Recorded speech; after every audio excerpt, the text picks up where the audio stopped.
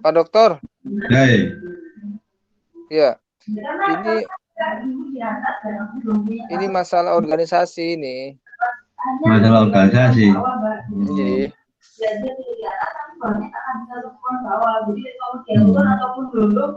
Pak Dokter dulu di ini tah, di UIN Jogja tah? Enggak, saya enggak. Dokternya di UM, di Oh di UM. Ya. Berarti ambilnya ambil teknologi pembelajaran. Wah, sama dong sama saya berarti. Iya. Oh, iya. Kamu di Reto? Aku di UNJ. Oh, di UNJ Jakarta ya? Kalau di UNJ namanya TP, Teknologi Pendidikan. Teknologi Pembelajaran. Iya. Oke. Teknisnya gimana ini Pak Dr. Sohib? Ini gimana teknisnya nih? Ya, teknisnya seperti biasanya. Saya buka dulu. Kemudian saya serahkan pada Anda untuk menyajikan makanan saya. Oh gitu ya. Terus di situ udah. Dan terus tanya jawab. Oh, iya. Oke. Boleh dong yang ini Pak Dokter di ini yang gabung siapa aja nih? Ini apa? Abdul Napudin, Anafida, Baduri, Pak I. Pak Napudin nggak ini ya? Halo Pak Napudin, aku udah lama nih. Pak Napudin, Pak Naprin, Ya. Pak Dokter.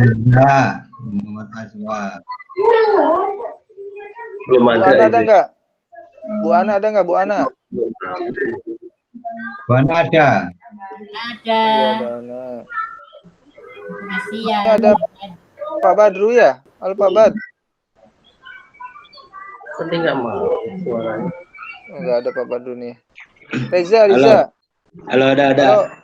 Ada ya. Riza ada. Hadir. Tuh, ini dekan di UIN Bandung ini. Dekan adab ya? Dekan adab. Mantap lah. Mas Reza ini dekan Suul Azab. Oke, berikutnya. Ada Bil Kubri. Rektor. Pak Ajwar ada Pak Ajwar. Halo Bang. Ada, hadir. Gimana? Udah 2 ya kata istrinya ya? Alhamdulillah. Alhamdulillah. Si berguru sama Pak Taufik ini harus berguru. Putra ada berapa? Bang Badru udah makin panjang aja nih. Ini udah hijrah. Alhamdulillah.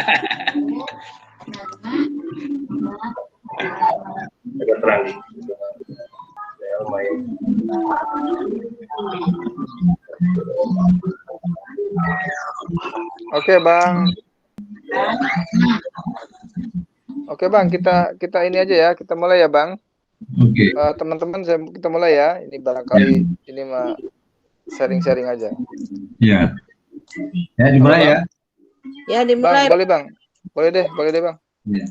Bismillahirrahmanirrahim. Alhamdulillahirrahmanirrahim.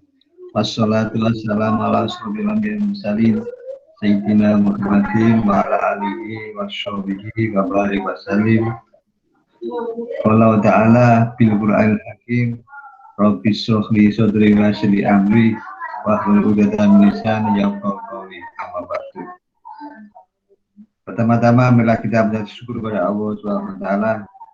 Hanya karena Rahman Rahimnya kita bisa bertemu walau hanya dalam keadaan daring ya, untuk mendengarkan paparan dari Dr. Taufik yang membahas tentang Blue Ocean dan BS Red Ocean.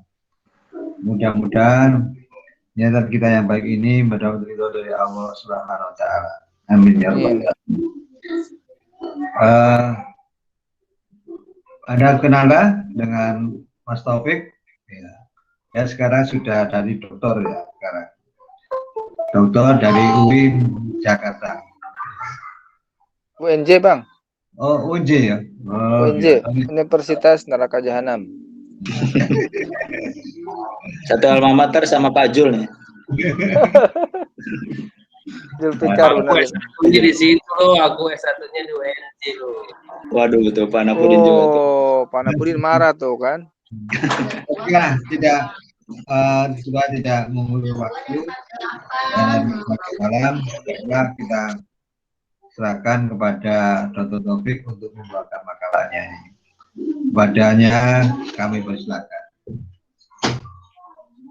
Oke, terima kasih Pak Dokter. Bismillahirrahmanirrahim. Assalamualaikum warahmatullahi wabarakatuh.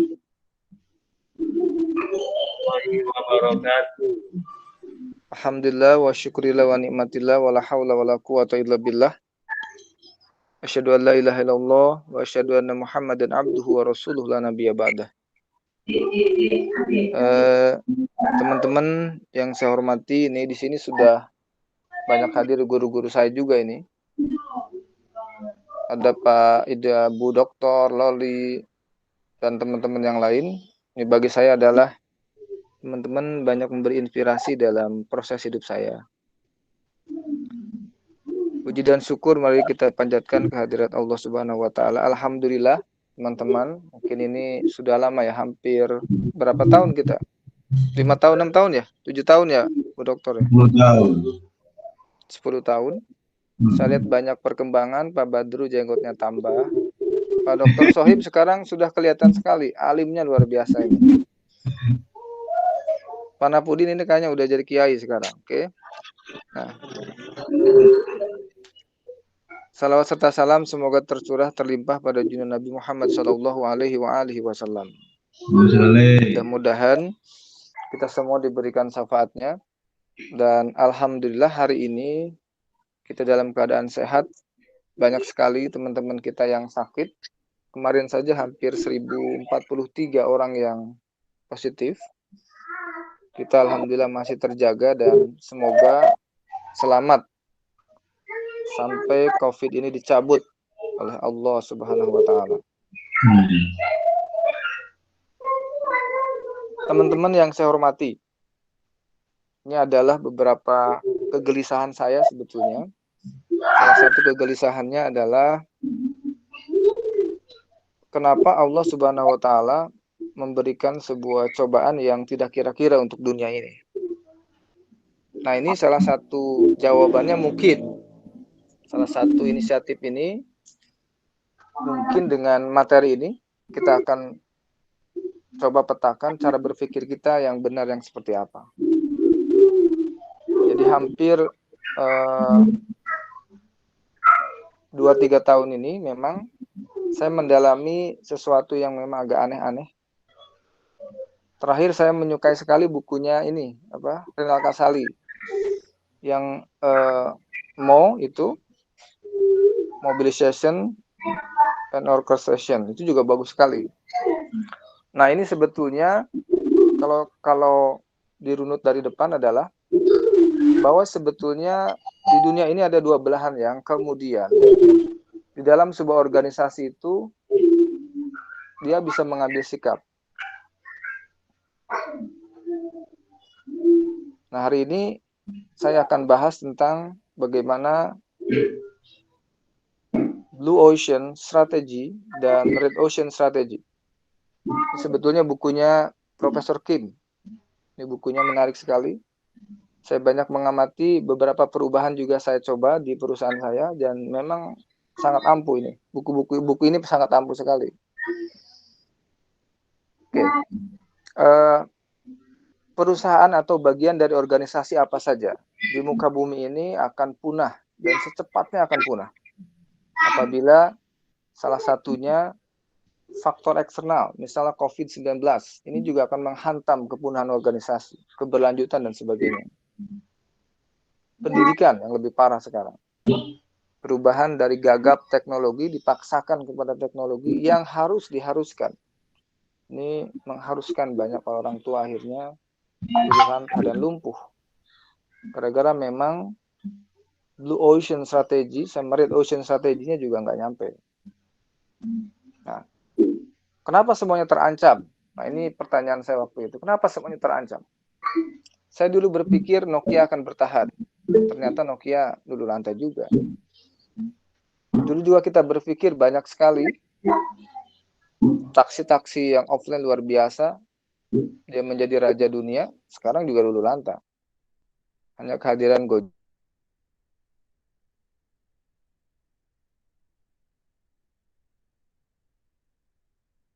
sudah akan banyak sekali yang bangkrut.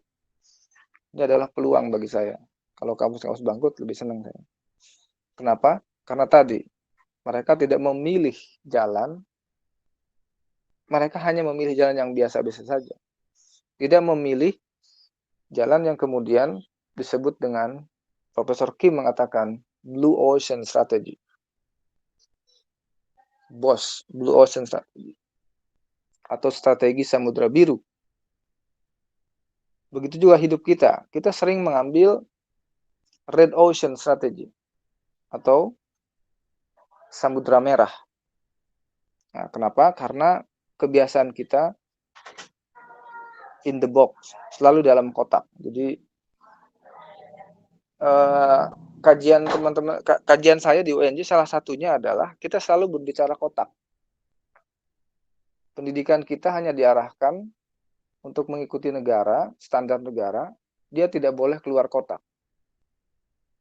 Inilah kenapa banyak sekali orang-orang terdidik kemudian dihabisi sama Scopus. Akhirnya semua orang sudah terancam kepada kepunahan dari inovasinya. Nah, ternyata memang ini pasti menggunakan cara berpikir Red Ocean Strategy. Dia ingin mengikut kebanyakan, dan kebanyakan orang menginginkan itu. Nah, salah satu cara berpikir Profesor Kim ini 2005, bukunya sangat populer, hampir 3,6 juta di copy, diterjemahkan kepada 44 bahasa di seluruh dunia. Blue Ocean Strategy ini kemudian menyebar kemana-mana.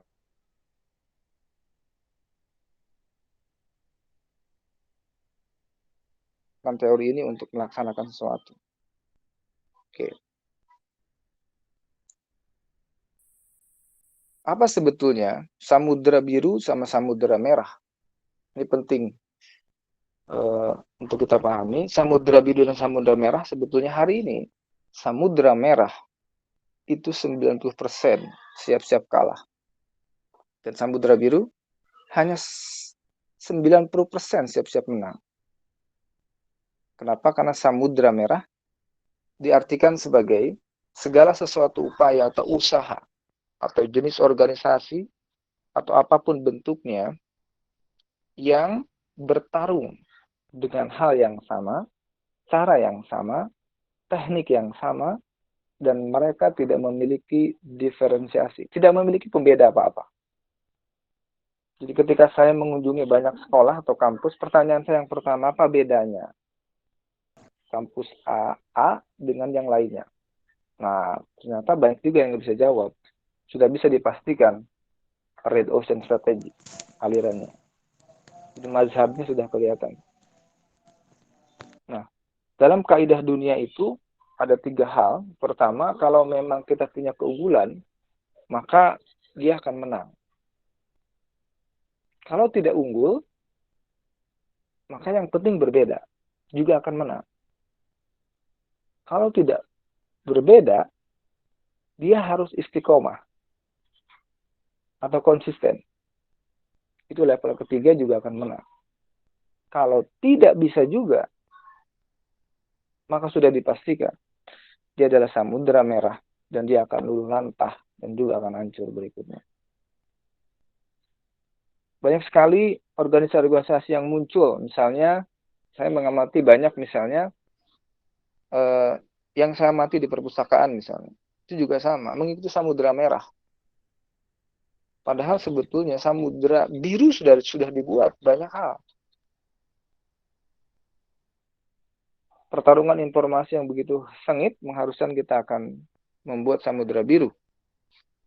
Seperti halnya Nadiem misalnya, membuat Gojek yang dia tidak punya motor sebanyak itu, mobil sebanyak itu, tapi valuasinya dia 6,7 miliar per bulan, per tahun, sama juga dengan Garuda Indonesia. Itu artinya apa? Artinya dia menggunakan samudera biru dalam gerakannya. Nah, beda dengan samudera biru. Dia adalah sebuah sikap yang berbeda, yang unggul, yang konsisten, yang dia bertarung pada kompetitor yang minim. Pesaingnya juga tidak ada. Jika samudera merah, kita bertarung darah.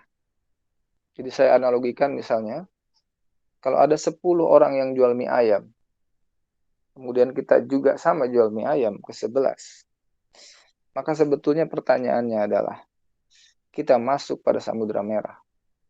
Di situ akan bertarung habis-habisan. Bertarungnya bukan saja masalah waktu, tapi masalah cara, teknik sampai kepada finishing. Nah, ini terjadi banyak sekali, termasuk jenis usaha entrepreneurship itu juga sama. Alhamdulillah saya membina juga banyak desa, kemudian para anak muda yang menjadi pengusaha itu. Kebanyakan memang orang-orang yang berusaha itu tadi mengambil sikap samudera merah. Dia ingin melakukan kebanyakan, dan seperti biasa ingin saya lakukan.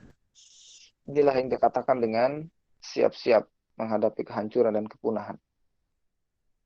Nah, inilah yang dari dulu memang saya selalu berpikir bagaimana caranya, jika saya punya perusahaan, maka perusahaan saya adalah samudera biru, samudera merah, samudera biru.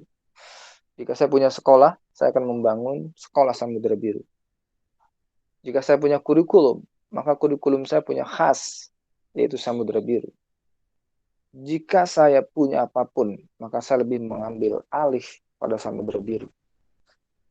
Nah, inilah yang kemudian menjadi titik tolak saya untuk kemudian barangkali sharing dengan teman-teman. Kenapa waktu saya S2, kemudian sekarang agak sedikit berbeda, karena memang saya banyak bodohnya. Saya ingin mengambil peran bahwa out of the box itu jauh lebih mematikan daripada in the box. Oke. Seperti kata Alfred Tennyson, berjuang, mencari, menemukan, dan tak menyerah. Nah, inilah ciri-ciri samudera biru. Oke. Berikutnya ada, di sini juga dijelaskan bahwa bagaimana membuat samudera biru ini penting juga. Karena kebanyakan saya membaca banyak hal itu, banyak membaca buku, kadang sedikit aplikasi. Itulah kenapa kadang-kadang kegundahan saya bagaimana caranya kita pun mengambil alih pada sektor-sektor yang real. Misalnya,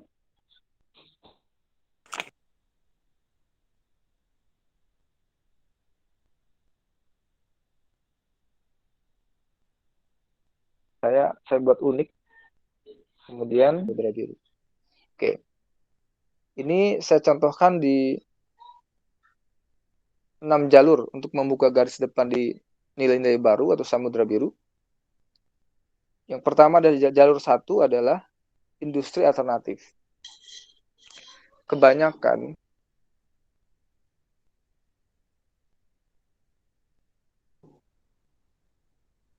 kita lakukan itu biasanya tidak mengambil alternatif, tapi kita mengambil yang biasa, pasti seperti itu. Jadi, orang kaya itu cuma bicara dulu.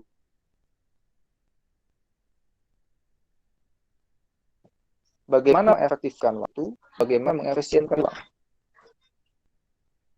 Jadi misalnya orang Jepang menggunakan manajemen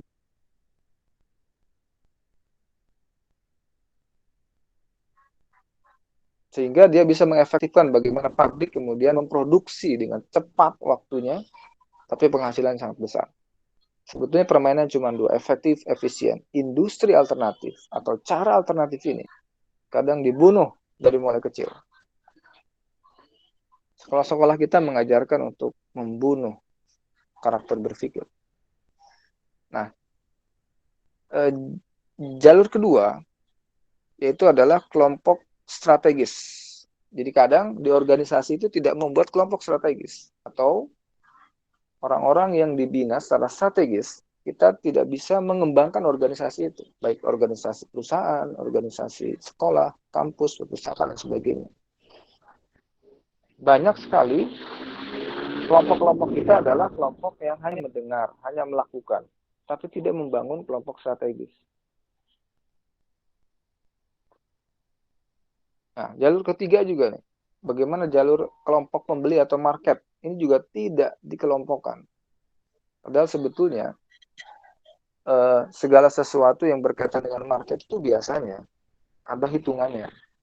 Jadi kalau saya melihat itu kan memang kurva S ya, termasuk juga orang yang mengunjungi perpustakaan juga kurva S. Jadi ada kalanya naik, kemudian turun, kalau pelayanannya jelek, maka dia bangkrut. Nah, ini juga sama dalam sebuah organisasi apapun juga sama. Jadi kalau kita tidak bisa mengidentifikasi pembeli, maka siap-siap hancur. Saya contohkan, kalau di perusahaan saya mengatakan bahwa selalu menggunakan bahasa TCM. TCM itu tuntas, cepat, puas. Nah, kenapa? Karena kelompok pembeli atau user experience atau customer experience itu jauh lebih mematikan daripada produknya. Jadi klien. Halo Mas Taufik, suaranya agak keras sedikit. Tidak terdengar. Suaranya udah hilang ya? Oh yes, oke. Kecil, coba agak ini. Teleponnya ini ada yang masuk teleponnya. Ya, oke.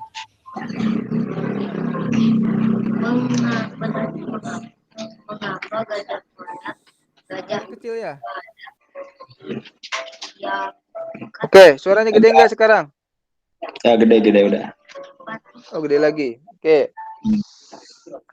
Customer experience itu nggak pernah dibahas dalam sebuah industri organisasi apa saja.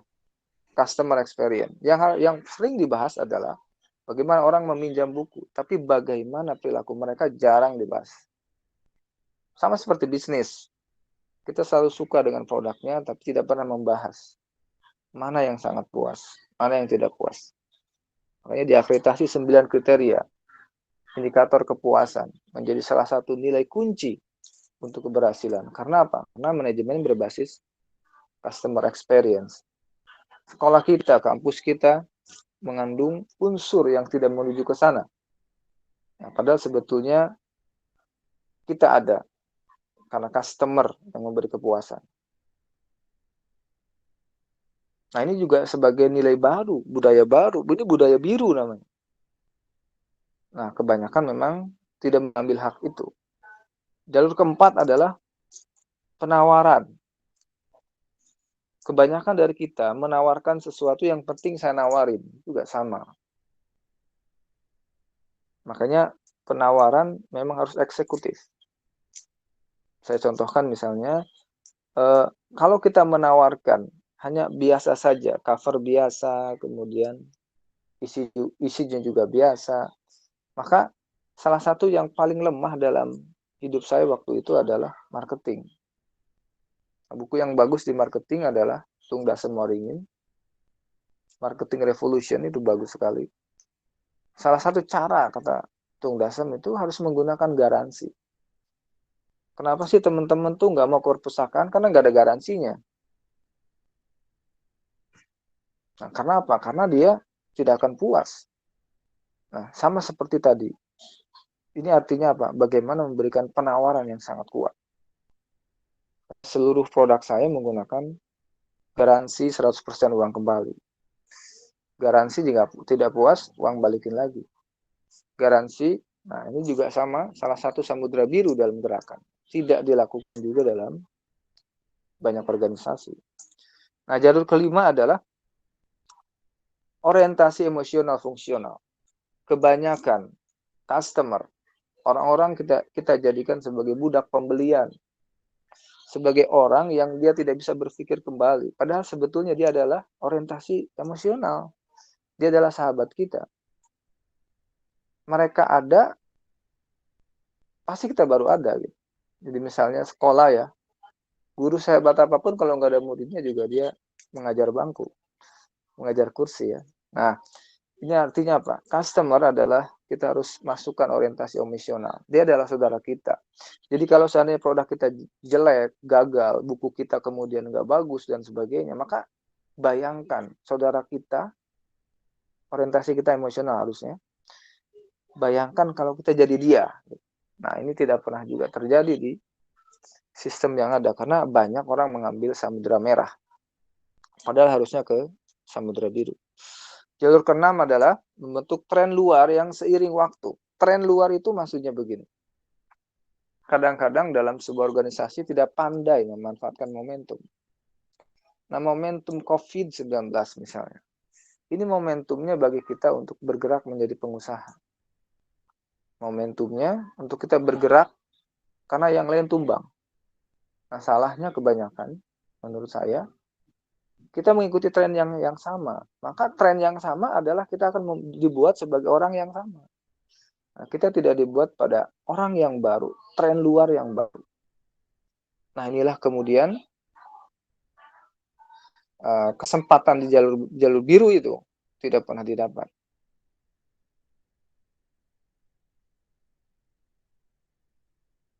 Merah sama samudera biru. Sederhananya buku Prof. Kim itu ingin mengatakan bahwa kalau samudera merah itu bersaing dalam ruang pasar yang sudah ada.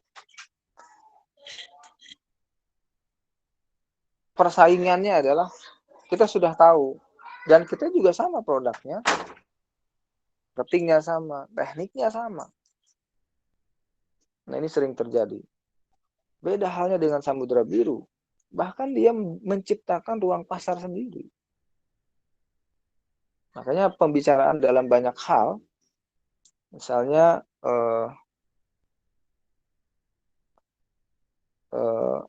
OBA, pembeli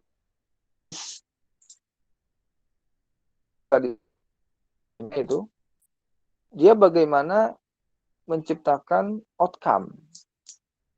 Jadi tidak menciptakan pembelajaran seperti biasa. Outcome-nya apa? Misalnya semester 1 di pasca sarjana, itu dia harus memiliki tulisan terindeks Scopus Q2 misalnya. Itu kan sebetulnya samudera biru banget. Persoalannya samudera merahnya sering terjadi. Samudera merah biasanya mengatakan bahwa kalau Anda mau jadi profesor, maka syaratnya harus dipenuhi. Itu samudera merah. Harusnya kan pendidikan menjawab itu semenjak dini. Contoh sederhana lagi, misalnya kampus memfasilitasi Mendeley semester 7. Samudera merah sekali. Kenapa sekelas orientasi kampus tidak dijadikan saja sebagai sekolah riset? Nah, ini juga sama. Samudera biru ini saya jarang temukan. Dia selalu memenangi kompetisi. Yang dicari ada kompetisi. Jadi kita antara menang dan kalah. Pasti gitu. Antara saya bagus, dia jelek. Nah, itu samudera merah. Tidak mencari itu. Yang dicari adalah kompetisi itu nggak ada sebetulnya. Yang ada adalah kolaborasi. Kita bisa bayangkan teman-teman persaingan kita adalah memang diciptakan untuk kita kan. Saya punya anak yang gemuk banget dulunya, teman-teman. Saya suka muda itu, dia anak yatim piatu. Dia gemuk banget. Kemudian dia ketemu seorang pacar. Nah, pacarnya itu kemudian memutuskan langsung karena kamu gemuk. Ternyata 2 tahun kemudian teman-teman, orang gemuk banget ini berubah menjadi kurus. Apa artinya? Artinya adalah kadang-kadang sesuatu tidak relevan. Nah, ini juga sama. Kompetisi itu sebetulnya tidak ada. Yang ada adalah kolaborasi. Nah, kita kebanyakan bagaimana kita berkompetisi, padahal yang ada kolaborasi. Contoh lagi di Samudera Merah, mengeksploitasi permintaan yang ada. Tapi Samudera Biru itu menciptakan dan menangkap permintaan yang baru. Nah, kok bisa kayak gini? Dia pasti, karena dia pasti cara berpikir out of the box. Bagaimana orang tidak berpikir itu Tapi Samudra Biru mengajarkan harus berpikir itu. Contoh misalnya para kiai menangkap permintaan baru. Kalau di dalam pesantren ada salaf, ada khalaf kan.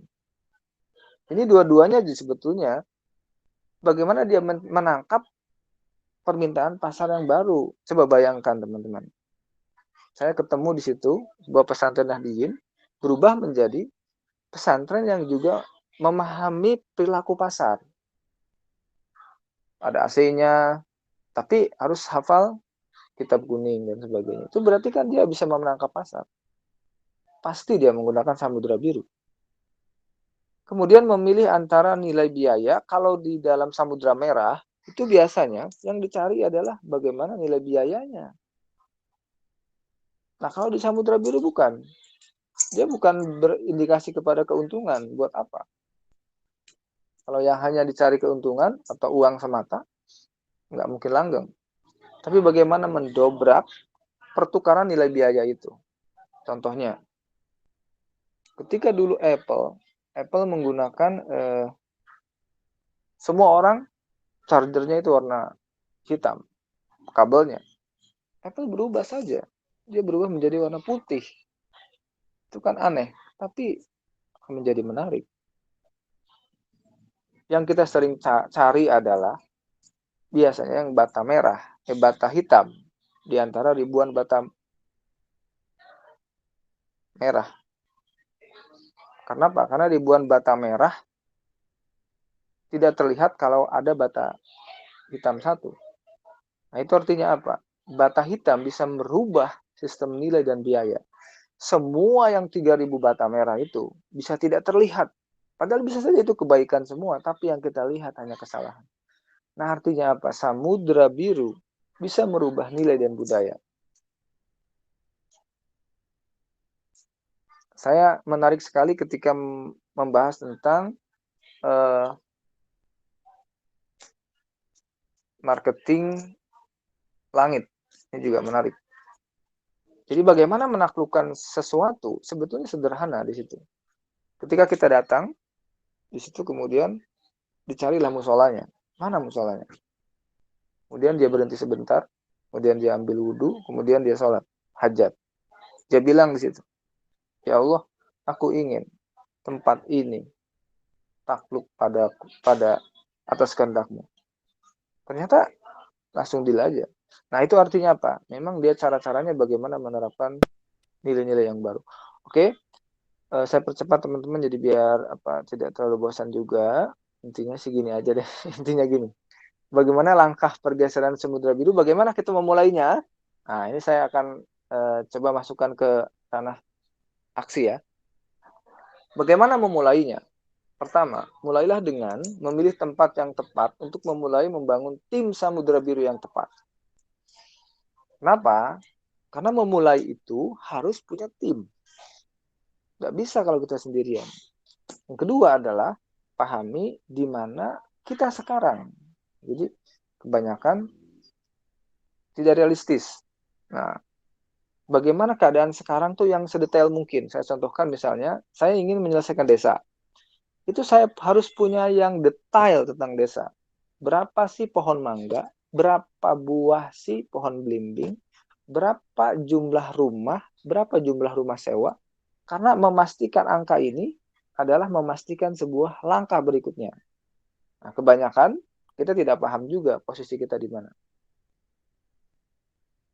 Nah, berikutnya adalah bayangkan di mana Anda bisa berada. Kita hanya mau apa? Titik yang kemudian tersembunyi kita tahu. Oh, saya ingin merubah desa itu menjadi desa digital. Nah, maka bayangkan kita membuat itu butuh siapa? Oh, programmer. Oh, butuh apa lagi? Butuh apa lagi? Butuh apa lagi? Terus sampai kita akan tahu. Oh, berarti untuk mencapai itu cara yang paling mudah adalah bayangkan bagaimana kita ada berada di situ. Berikutnya cari tahu bagaimana kita sampai ke sana. Jadi saya selalu menggunakan teori, kalau saya ingin misalnya menyelesaikan satu desa menjadi desa digital adalah masyarakat pengennya apa. Jadi jangan sampai kita pengen apa, masyarakat nggak pengen. Oh, masyarakat sukanya misalnya mobil siaga diantar gratis. Gratisin dulu. Itu kuncinya. Nah, ketika sudah satu frekuensi menyelesaikan masalah, maka berubahlah menjadi desa digital. Maka bolehlah mengunjungi desa saya sebagai desa digital. Oke, berikutnya adalah buat gerakan. Banyak sekali dalam melakukan sesuatu, itu organisasi tidak membuat gerakan apa-apa. Saya contohkan, Alfamart, Indomaret. Dia menggunakan gerakan Sabtu Minggu berubah semua tuh banner-bannernya. Saya lihat banyak di perpustakaan itu nggak berubah-berubah tuh kata-kata itu. Kata-kata tidak berubah, imajinasi tidak berubah, itu kan nggak ada gerakan. Ada lagi misalnya, sulit sekali mencari mahasiswa baru, karena nggak ada gerakan. Coba misalnya kita membuat gerakan 1.000 mahasiswa. Pasti di dalam pikiran kita akan terfokus, 1.000. Jadi ketika dapat 900, belum. Bayangkan kalau tidak punya gerakan. Nah, 5 langkah inilah yang menjadi ciri khas utama dalam Samudra Biru. Mudah-mudahan teman-teman ini pasti jauh lebih hebat dari saya. Intinya adalah saya selalu mengajari di saya jangan menjadi orang kebanyakan. Karena orang kebanyakan sudah pasti kalah. Ya, terima kasih. Cukup ya teman-teman. Allahumma afiq ila aqwamit thoriq. Assalamualaikum warahmatullahi wabarakatuh. Pada tidur semua kayaknya. Sudah, oke, saya live ya. Saya akhiri teman-teman. Dr. Sohib sudah cukup ya tidur. Ada ya anteng ya. Antengnya udah, oke, saya akhiri. Terpesona. Udah habis ini. Kasihkan jadi gelap. Nanti kemana-mana nih materi ini kayaknya. Oke, silakan. Barangkali saya bisa membantu. Pak Dr. Sohib mungkin udah oke ya? Cukup mungkin ya?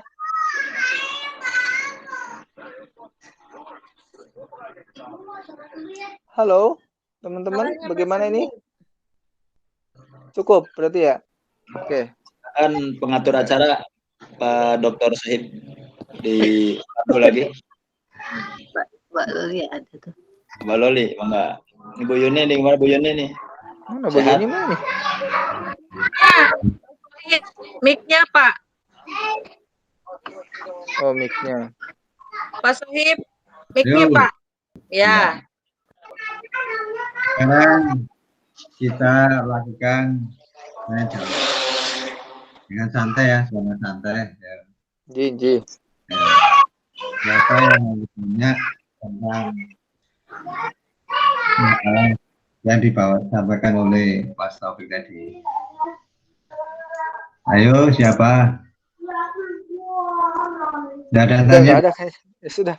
Ya sudah kita akhir aja Pak. ya, teman-teman. Nah, dari Sumatera tuh, dari Jambi. Iya. Ya, Dari siapa tadi? Jambi mana Jambi? Jambi silakan. Jambi. Saya Boleh. terpesona mendengar Mas Taufik presentasi. Oh gitu, udah lupa dulu ya. Jadi ini tadi kan dengar ya, walaupun tidak fokus tadi ya mendengar presentasinya, cuma ada 2 hal. Pertama itu tadi kan mengenai apa tadi ya? Garansi yang diberikan tadi ya. Nah, ini terkait ya di perpustakaan itu bentuk garansi yang bagaimana yang dapat diberikan di perpustakaan. Kemudian masalah apa tadi awal tadi ya, membunuh karakter siswa tadi. Nah, itu solusi yang bagaimana yang bisa dikemukakan? Mungkin Mas Taufik bisa menjelaskan. Oke, ini Mbak Yuni bagus juga ya pertanyaannya. Oke. Pertanyaan berat. Pak Dr. Sohib ini masih jawab atau gimana nih? Atau dilempar ke Pak Badru? Waduh, jangan dilempar kan. Dilempar ke Pak Badru aja. Oke, silakan Pak Bad. Pak Topik dulu, saya dulu. Oke, baik. Terima kasih ya Mbak Yuni ya. Saya ulangi lagi ya, materinya biar nggak kemana-mana. Mas Reza ya, tolong catat. Ada Samudra Biru sama Samudra Merah. Oke, jadi kalau Samudra Merah itu kebanyakan yang dilakukan oleh orang. Samudra Biru memang dia mencari cara dan pola yang berbeda. Saya contohkan, Mbak Yuni ini organisasi informasi mungkin ya. Jadi organisasi bisa perpustakaan atau macamnya. Oke, misal tadi teksnya perpustakaan. Bagaimana saya menjamin garansi? Saya belum pernah tuh ada yang dikatakan sebuah kajian-kajian ilmiah di sana perpustakaan ada garansinya. Nggak ada tuh. Harusnya kan garansi dong. Misalnya kalau Anda nggak paham, datang lagi perpustakaan. Ada garansinya juga harus kuat. Atau misalnya ikut latihan perpustakaan, garansinya dapat sertifikat UI misalnya. Nggak ada yang membuat orang menarik dengan perpustakaan. Jadi ketertarikan itu memang salah satunya dari penawaran, pasti itu. Dari penawarannya nggak menarik kok. Kenapa sih misalnya Harvard itu tertarik sekali perpustakaannya? Karena pasti itu rujukan semua dosen ke sana gitu. Jadi sesuatu menarik kalau bagi saya, sesuatu yang menarik apabila dia dikelola oleh Samudra Biru. Pasti menarik. Tapi kalau Samudra Merah ikut aturan, biarin aja kayak gitu, nggak apa-apa yang datang sedikit juga. Udah kelihatan itu. Saya udah bisa pastikan. Orang yang nunggunya, sistemnya, organisasinya Samudra Merah. Wassalamualaikum. Kenapa saya contohkan Nikkei saya ngajarin gini? Jadi ketika misalnya kita ingin melakukan sesuatu, kamu ikutin saya. Saya ikutin tuh kayak itu. Terus saya ikutin, dia melakukan Samudra Biru yang saya pahami sekarang. Oh, ya pantasan saja santrinya nggak mungkin berkurang. Kenapa? Karena dia menggunakan gerakan Samudra Biru. Kenapa perpustakaan jarang dikunjungi orang? Pernah nggak nanya? Misalnya kita bertanya kayak gitu, kenapa sih orang nggak tertarik sama perpustakaan? Pasti kan? Karena lulusan perpustakaan S1, S2, S3 tidak ada yang jadi bupati. Tidak ada yang menjadi rektor. Saya bisa bayangkan kalau nanti Om Mas Riza jadi rektor UIN, kebijakan pasti adalah di dalam kebijakan RPS-nya adalah harus metode pembelajarannya adalah dia menggunakan perpustakaan sebagai rujukan utama. Atau dia membuat namanya lembaga-lembaga publikasi yang diperbanyak di setiap prodi. Kan pasti begitu. Nah, kenapa bisa kayak gitu? Karena tadi kita kadang-kadang pengennya hanya di perpustakaan. Makanya Pak Soib saya mengambil doktornya bukan perpustakaan. Oke, yang kedua tadi Bayu nih. Yang kedua adalah tentang anak yang ini kembali lagi saya ke kuliah nih. Oke. Jadi kebanyakan di sektor pendidikan kita itu banyak membunuh karakter anak. Saya contohkan sederhana. Pernah nggak kita membayangkan bahwa 25 anak di kelas itu beda-beda sebetulnya? Jarang kok. Saya lihat jarang. Makanya saya dulu sama Pak Jo itu suruh cuci muka. Saya juga paham itu. Karena saya berbeda mungkin.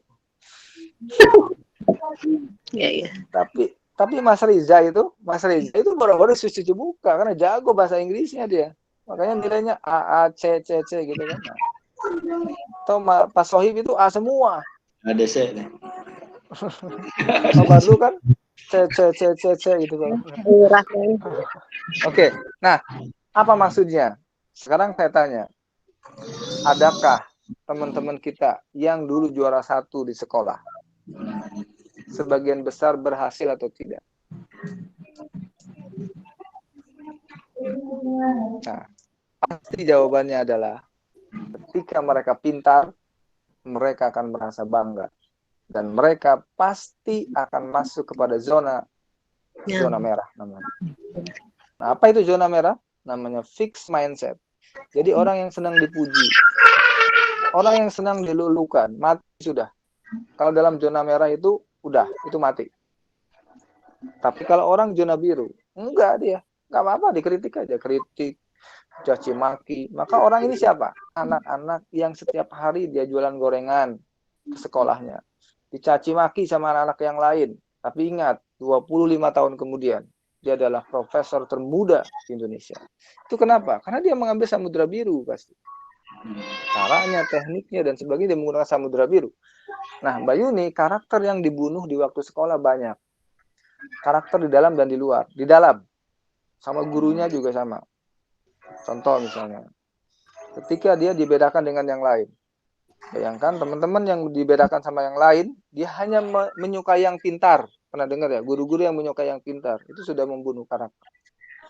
Padahal pada dasarnya, semua orang bisa sukses dengan potensinya. Nah, mungkin Mbak Yuni nggak setuju ya. Tidak ada orang yang pintar, yang ada adalah orang yang bekerja keras dan mau berhasil. Kalau saya lebih suka yang itu. Tapi kalau ada orang yang pintar, IPK-nya tinggi, itu keberuntungan aja. Tapi kalau orang yang bekerja keras, walaupun IPK rendah, maka dia akan berhasil. Nah, karakter yang kuat biasanya dimiliki oleh IPK rendah. Bila tidak percaya, kita buktikan. Karena ngelamar aja susah. Nah, jadi Mbak Yuni, karakter yang terbunuh ini, akhirnya saya buat sekolah sendiri. Jadi saya suka juga mengkritik pendidikan, tapi saya kasih jawaban juga. Itu enaknya Mbak Yuni dengan saya itu. Jadi misalnya saya mengkritik kurikulum. Kurikulum kita itu kan menurut saya nih, kurikulum sekolah nih contoh, sekolah sampai kampus lah, sekolah dulu aja, sekolah, kurikulum sekolah, mana yang nggak redundant, mana yang nggak ngulang-ulang mana, semua ngulang-ulang, bahasa Indonesia dari mulai kecil, dari sampai gede, yang 1 minggunya 8 jam, itu ngulang-ulang semua, pean, pertanyaannya, ketika disuruh nulis skripsi, begitu bingungnya, berarti dia nggak pernah bisa menulis. Logika sederhana seperti itu.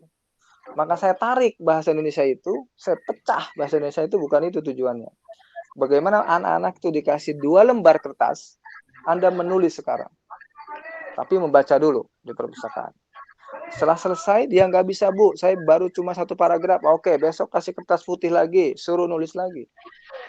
Bu, sudah dapat nih 2 paragraf, terus nulis lagi. Ternyata apa? Kelas 3 SD. Dia sudah bisa menulis di koran. Ternyata apa? Apa yang salah? Yang salah adalah kita selalu menjadi samudera merah. Tidak mau berbeda-beda gitu. Makanya ketika tidak mau berbeda, dia mengambil yang samudera biru, ya pasti bisa dipastikan. Sekolah tersebut, kampus tersebut biasa-biasa aja. Makanya Bunga Bangsa merebut 1 piala yang nominasi yang aneh menurut saya di Kementerian Agama. Kampus digital. Oke, teman-teman, Mbak Yuni mungkin itu ya. Oke. Barangkali teman-teman ada yang nambahin, boleh deh. Ada Pak Joko nih, Pak Profesor Joko, halo. Ada Bu Lilis. Ya, selamat malam, Dr. Taufik ya. Maaf, saya tadi terlambat karena saya mau billing, sulit masuk. Ini baru sampai rumah itu baru bisa masuk. Lega rasanya ketemu teman-teman. Bangga nih. Ya, oke, dilanjut. Pak. Saya memantau, oke. Terima kasih. Siap. Gimana kabarnya? Dr. Sohib. Jogja. Ada lagi mungkin pertanyaan? Benar sekali ya paparan dari Mas Taufik ini. Silakan. Oke, mungkin sudah habis ya. Sudah habis, saya tutup ya. Baik teman-teman, saya tutup pertemuan kali ini. Bu Fadila kayaknya. Telat deh. Bu Fadila langsung nanya. Habis itu habis mendoakan Pak Yogi tadi di Zoom. Oh, siap. Bu Dokter gimana? Belum ini. Tuh Bu Dokter Mbak Loli. Oh iya ya. Ya telat dong saya ini ya. Siap. Oke. Ya udah saya ngikutin aja. Ada lagi? Cukup ya teman-teman ya. Kayaknya memang udah jelas ya. Nadia. Juara. Ya Pak. Pak Badro. Biasanya Mbak Dia ini yang paling. Ini saya sering ketemu sama Pak Taufik. Ini yang lainnya yang baru ini mumpung ada ini langsung Pak Taufik. Pak Badro udah di zona biru itu, Pak Badro belakangnya udah biru. Oh iya, sama-sama itu Pak Badro. Ya, saya ini memang di zona biru nih. Ji, silakan. Konsul dong. Aku udah banyak berdebat sama Mas Ajwal, silakan Mas Ajwal. Ini tadi ini ya menarik sekali ya pembahasannya ya. Kalau saya pernah baca mungkin kalau ada level-level versi mungkin ya. Kalau dulu ada versi 1 itu ada digital marketing, versi 1 revolusi kayak gitu-gitu ya, versi 2. Sekarang udah versi 5 lah kalau nggak salah seperti itu. Sebenarnya saya lihat sih arahnya sangat apa namanya tuh berkaitan dengan itu ya, versi tingkatan cara pandang, paradigma. Kalau di dalam bisnis ya dunia bisnis seperti itu ya Kang Taufik ya. Ya, oke. Oke, tadi mungkin praktisnya begini ya, praktisnya kalau kita nih misalnya ya yang mungkin berada dalam beda apa ini ya, beda profesi atau mungkin kebanyakan sama profesinya ya. Sebagai dosen lah kebanyakan di sini. Kira-kira kalau dikaitkan dengan apa namanya tuh ocean biru dan ocean merah tadi, kira-kira kita dikasih inilah kira-kira praktis apa yang bisa kita lakukan ya dalam lingkup kita sebagai dosen. Itu yang pertama dulu, itu yang pertama Kang Taufik. Oke, Kang Ajar. Maksudnya biar ini lah, biar kita ada perubahan lah ya. Pertanyaannya 5 nih banyak. Ya, dua aja sih. Dua aja sih. Itu mungkin yang tingkat mikro ya Kang Taufik ya. Itu yang mikro ya. Nah, sekarang yang makro. Makro, oke. Iya, kalau tadi Kang Taufik udah sempat menyinggung mengenai Indonesia yang apa namanya itu tadi Scopus gitu, Scopus. Ya. Scopus untuk menjadi misalnya guru besar ya. Lektor kepala dan sebagainya kan. Indonesia itu kan kalau saya baca ya, kalau saya tangkap dari kajiannya Kang Taufik ini, Indonesia ini termasuk yang ocean merah juga ini, red. Betul, red ocean. Betul. Iya, ocean red karena ini tingkat makro ya, karena praktis banget. Jadi Indonesia itu belum mampu membuat semacam kemandirian. Jadi saya tangkap ocean merah dengan ocean biru itu masalah kemandirian itu sangat kuat. Kemandirian. Benar nggak Kang Taufik? Betul. Oke. Karena kalau biru itu cenderung mandiri. Ya dia buat pasar sendiri ya. Itu yang saya tangkap tadi. Nah, sedangkan Indonesia memang masih merujuk kiblatnya masih ke barat ya. Misalnya tadi aturan-aturan pemeringkatan Sinta misalnya. Penilaian jadi apa gitu, pejabat-pejabat guru besar itu masih tendensinya ke Scopus, dan Scopus itu ya luar ya kan. Nanti di situ ada kaitannya juga dengan ini ya, dengan pengetahuan itu tidak bebas nilai akhirnya. Seolah-olah yang Scopus yang berkualitas, yang bukan Scopus tidak berkualitas. Nah, kalau misalnya di luar itu kan pemeringkatan itu kan jelas ya, ada alat ukurnya ya. Yang jadi masalah Indonesia itu sepertinya belum punya alat ukur apa ya, yang mandiri gitu. Ada sih punya, cuma ya tadi itu berpatokan sama penilaian luar kan, Google Scholar, Scopus dan sebagainya. Nah, ini saya melihat memang kita berpikir praktis, pemerintah kita ini praktis, belum berani membangun sendiri. Nah, kira-kira Kang Taufik melihat itu seperti apa, dan kira-kira Indonesia itu kenapa sampai di tingkat makro saja belum berani untuk melakukan ocean biru itu tadi? Oke. Belum masih. Ini tingkat makro ya, yang makro dan mikro lah Kang Taufik. Oke. Kira-kira seperti itu. Ya, itu aja dulu Kang Taufik, makasih. Oke, masih ingat beras ya, Mas Ajor ya? Sate, beras, masih ingat ya? Oke. Halo, Mas Ajwar. Monggo, Kang. Oke, masih ingat beras nggak? Beras, sate, bawa sate saya. Ingat dong, itu kan Kang Badro. Oh iya.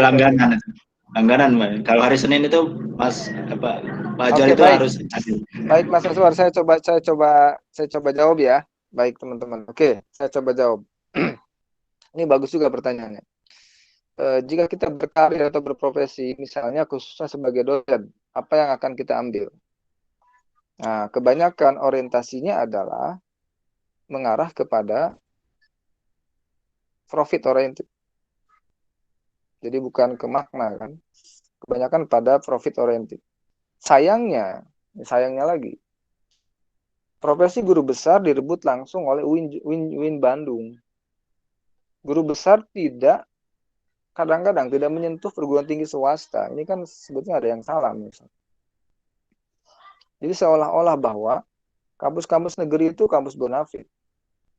Harusnya kan kampus-kampus swasta mencetak juga profesornya. Nah, inilah kenapa yang menjadi pertanyaan saya, kenapa dominasi itu terjadi. Harusnya dominasi itu muncul di juga perguruan tinggi swasta. Nah, salah satu caranya bagaimana, apa kepentingannya, misalnya kita menggunakan Blue Ocean strategi untuk dosen. Kalau bagi saya dosen itu kuncinya cuma 2. Yang pertama sertifikasi dosen, yang kedua adalah guru besar. Selain itu biasa saja. Nah, kenapa? Karena 2 kunci inilah yang prestisius. Sertifikat dosen adalah sebagai simbol kita diakui negara, kita sebagai warga negara yang jelas masuk pada dosen terdidik. Guru besar adalah kepangkatan tertinggi dalam prestasi. Nah, indikator penilaiannya ini yang kemudian harus kita kritisi. Tapi persoalannya, indikator penilaian yang paling sahih dan valid cuma Scopus. Itu persoalan yang sederhana. Karena tidak bisa lagi untuk menggunakan indikator yang lain. Nah, persoalan ini yang kemudian harus ditarik. Bagaimana kita menciptakan itu? Pengen saya, ayo kita buat misalnya kekuatan baru dalam menciptakan bekerja sama dengan semua publisher internasional. Misalnya publisher internasional yang memiliki Q1, Q2, atau Q3, kita kerjasama langsung dengan publishernya. Jadi kita tidak usah lagi melakukan percobaan-percobaan. Sehingga kita akan tahu dan juga kita bisa menghadirkan di forum ini. Setelah selesai di forum ini, kita kerjasama. Kita dapatkan berarti linknya. Kita lagi kerjasama lagi terus. Nah, inilah yang dikatakan dengan Blue Ocean Strategy. Kita mengambil shortcut. Nah, kebanyakan dari kita adalah kita tidak mengambil shortcut. Kita cuma terus menghadapi hari ke hari sampai mohon maaf terus, kemudian kita selesai juga tidak ada efeknya. Sehingga dosen mentok biasanya di lektor atau di asisten ahli. Nah, itu kenapa? Karena memang tadi profesi tertinggi yang paling bagus adalah cuma profesor. Selain itu biasa aja. Nah, cara mengejarnya, kalau saya membuat sekarang lagi buat kampus ya, saya ganti kurikulumnya. Jadi kurikulumnya itu semester 1, 2, 3, mahasiswa udah Sinta semua. Setiap semester 1. Jadi bisa dibayangkan, kalau dia 8 semester, 8 dia Sintanya. Nah, caranya bagaimana? Nah, sederhananya kan kita harus membuat jurnal juga terkait Sinta. Nah, itu kan sederhananya. Nah, sehingga proses inilah yang kemudian harus dirubah, didaur ulang bagaimana kurikulumnya menurut saya. Nah, itu yang mikro, Mas Azwar. Kalau menurut saya, kesalahan di mikro itu adalah kita mengejarnya tidak guru besar. Nah, bagi saya sih pengen teman-teman, khususnya saya masih bodoh ini, saya ingin guru besar. Saya ingin guru besar. Karena kalau guru besar, itu jauh lebih lega dibanding saya sebagai rektor. Mas Rija nih, ngomong rektor terus. Nah, kalau guru besar, itu jauh lebih available ya. Oke, jadi intinya seperti itu. Nah, bagaimana indikator itu penilaiannya, menggunakan Scopus dan sebagainya. Ini persoalan starting, makanya nanti di makro, kenapa Indonesia kemudian menjadi negara yang turut munding, dia ikut-ikutan dan sebagainya. Karena dia tidak punya ukuran yang sahihnya, persoalannya. Tidak bisa tidak, maka caranya adalah bombardir semua Scopus, itu kuncinya. Jadikan ratingnya setelah Amerika, kemudian Cina, yang ketiga Indonesia. Sekarang Indonesia ada di mana? Hampir 70 atau enggak salah 100 ya, urutan Scopus. Itu artinya kenapa? Salah dibombardir ya. Jadi sekarang harus bombardir. Sama kayak Indonesia ketinggalan dengan Malaysia. Ya jelas. Jadi ketika saya ke Malaysia, ya semua di semester 1 ini sudah Scopus semua. Semester 1 pasca sarjana udah Scopus, semester 2 Scopus. Jadi bisa dibayangkan bombardir publikasinya. Ngeri sekali. Bayangkan di sana cuma kampusnya sedikit. Di Indonesia, kalau bombardir semua, wah, langsung cepet yang ketiga pasti. Amerika, terus Cina, Indonesia harusnya. Nah, ketika dia sudah masuk pada level itu, berarti kita sebetulnya melakukan shortcut policy. Jadi kita langsung melakukan shortcut ke atas. Nah, sayangnya di kita itu juga lambat. Nah, kita menaruh itu di ujung, syarat guru besar. Nah, ini lambat lagi. Syarat guru besar harus Scopus. Kenapa di depan saja? Syarat lulus mata kuliah A, itu Scopus. Itu terlalu berat. Nah, persoalannya kan, bagaimana misalnya kita bekerja sama dengan publisher. Cuma itu aja kan. Publisher yang ada itu kan kita kerjasama. Sehingga gaya penulisan dan sebagainya itu akan menjadi mudah. Nah, mungkin bagi saya penyuka Blue Ocean itu, kenapa sulit-sulitnya kita ngupload di semua jurnal yang terakreditasi Scopus, kalau kita kemudian langsung saja kerjasama dengan editor bot, itu jauh lebih cepat. Nah, itu shortcut policy-nya. Jadi kenapa ini harus terjadi? Karena tadi di dalam makro Indonesia tidak pernah mengambil cara yang sangat shortcut. Nah, kalau kita misalnya tidak usah aja melakukan itu, bagaimana? Ya sudah, pasti akan lebih terpuruk. Kenapa? Karena keseragaman internasional itu mengharuskan, salah satunya kan, indikasi penilainya adalah indikasi publisitas. Publikasi salah satu yang paling sahih masih Scopus, walaupun nanti barangkali ganti. Tapi ini menjadi salah satu alat ukur bagaimana semua sistem peradaban manusia itu dikuasai publikasi keilmuannya. Pasti dari situ kelihatan. Sama seperti ini, saya contohkan. Ketika belum ada PDPT, kita akan kesulitan gitu. Misalnya, saya mencari Mas Ajwar, itu sulit saya. Mas Ajwar itu di mana, ngajar di mana, itu sulit sekali, susah. Nah, PDPT mengharuskan kita one single system policy. Kita bisa langsung memutuskan Ajwar tuh di sini, kuliahnya ini, lulus belum lulus itu bisa kelihatan semua. Nah, artinya apa? Karena kita harus mengikuti kesepakatan internasional. Itu persoalannya. Maka syarat mengalahkan dalam kesepakatan adalah kita menjadi orang yang paling aneh di situ. Kecepatannya harus melebihi yang lain. Saya contohkan, kemarin saya mendampingi 3 profesor di Unswagati itu. 3-tiganya lulus. Kenapa? Karena bagaimana dia menjadi berbeda. Misalnya, kalau yang lain cuma misalnya Q4, Q3. Bisa nggak nih yang 3 orang itu justru menjadi aneh bagi penilai? Q1, Q2. Udah pasti lulus gitu. Itu kan logika sederhana untuk mengelabui penilai. Tapi sederhananya adalah bagaimana ini kemudian menjadi cara yang terbaik melampaui ini adalah dengan shortcut. Nah, shortcut salah satu ciri khas dari Blue Ocean Strategy. Mas Ajwar, ini kemana-mana nggak apa ya Mas Ajwar ya? Mungkin cukup ya Mas Ajwar. Thank you Kang, mantap. Syukran ya. Oke, atur nuhun Kang. Atur nuhun. Sharing kita ya. Oke. Cukup mungkin ya. Mas Sohib itu green ocean. Oh, green ocean ya. Green background ya. Akan quick boleh menambahkan sedikit Pak Sohib. J. Silakan Bu Dia. Iya. Terima kasih. Saya setuju sekali dengan apa yang disampaikan oleh Pak Taufik tadi untuk menjawab pertanyaannya Pak Azwar. Ini sedikit saya menambahkan bahwa kalau memang seorang dosen itu pencapaian tertingginya profesor, dan profesor itu hanya bisa salah satu syarat yang harus didapatkan adalah, yang harus dipenuhi adalah Scopus. Memang sangat tepat sekali tadi yang disampaikan oleh Pak Taufik bahwa jangan nunggu jadi dosen dulu, jangan nunggu mau ngejar profesor dulu baru kemudian bikin Scopus, tapi dari mahasiswa S1. Dan ini mungkin juga pengalaman saja. Ini hampir semua di fakultas di UI itu sekarang bahwa skripsinya itu hasil akhirnya tidak hanya dalam bentuk skripsi yang diserahkan, tapi sudah dalam bentuk tulisan jurnal internasional.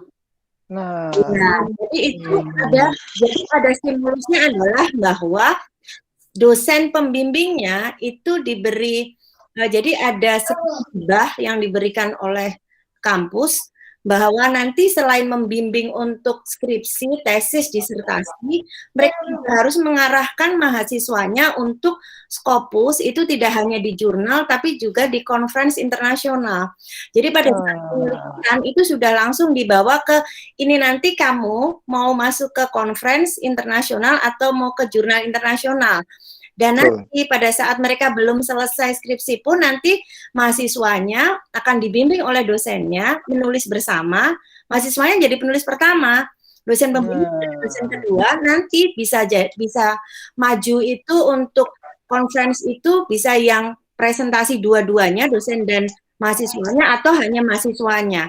Untuk jurnal juga sama seperti itu. Bahkan sekarang di FIB itu sekarang saya beberapa kali ikut menguji skripsi itu kita sudah tidak terima skripsi Pak, tapi sudah terima artikel.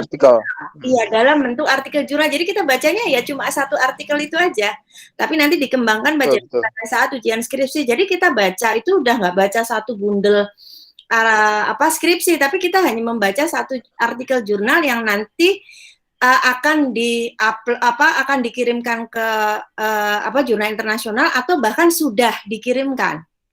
Nah, jadi sekarang itu dan juga itu pertama, dan yang kedua adalah sekarang eranya adalah kolaborasi. Jadi pada saat sekarang ini di UI itu setiap penelitian itu akan sangat bermanfaat dan sangat didukung pada saat penelitian itu tidak hanya dari satu disiplin ilmu, tapi juga menyangkut berbagai disiplin ilmu. Bahkan dari DRPM itu memberikan memberikan stimulusnya dengan cara memberikan hibah-hibah penelitian maupun pengabdian masyarakat yang disebut dengan kolaborasi. Jadi akan lebih banyak diterima kalau dari 3 keilmuan. Jadi ilmuwan, 4 keilmuan itu penelitian maupun Pengmas itu dananya lumayan besar supaya apa? Supaya nanti pada saat hasil dari Pengmas maupun penelitian itu bisa masuk ke berbagai jurnal. Jadi satu penelitian itu tapi nanti outputnya, misalnya saya nih dari kearsipan nanti bersama dengan fakultas hukum bersama dengan yang fakultas lainnya itu nanti jadi dari satu penelitian tapi nanti sisi akan ditulis berbagai jurnal dari masing-masing disiplin ilmu. Dan itu era itu yang sudah beberapa tahun terakhir ini memang sangat digiatkan sehingga ini sangat mendukung sekali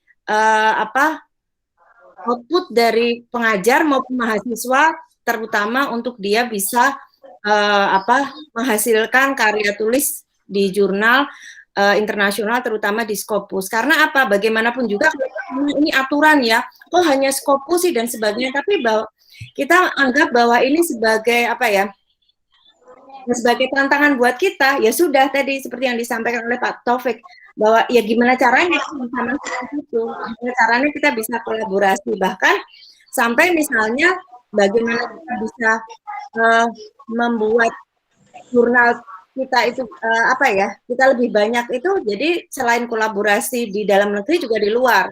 Kalau misalnya kita mendatangkan dari luar, terus kemudian atau kita bersama penelitian bersama,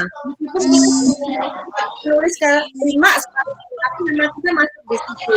Nah itu juga bisa menjadi salah satu hal yang memudahkan kita untuk paling tidak tulisan kita itu diakui. Nah, jadi sebenarnya itu kalau kita lihat sebagai ini banyak sekali hal-hal negatifnya, tapi pada saat kita merasa bahwa ini sebuah tantangan yang harus kita jalanin, harus kita selesaikan, ya itu bisa terjadi. Kemudian hal lainnya juga kalau tadi kok hanya menjadi dari perguruan tinggi negeri, rasanya juga tidak, karena kan di swasta juga sama. Karena pengajuan kenaikan pangkatan itu kan hanya sampai di lektor di perguruan tinggi atau di Kopertis.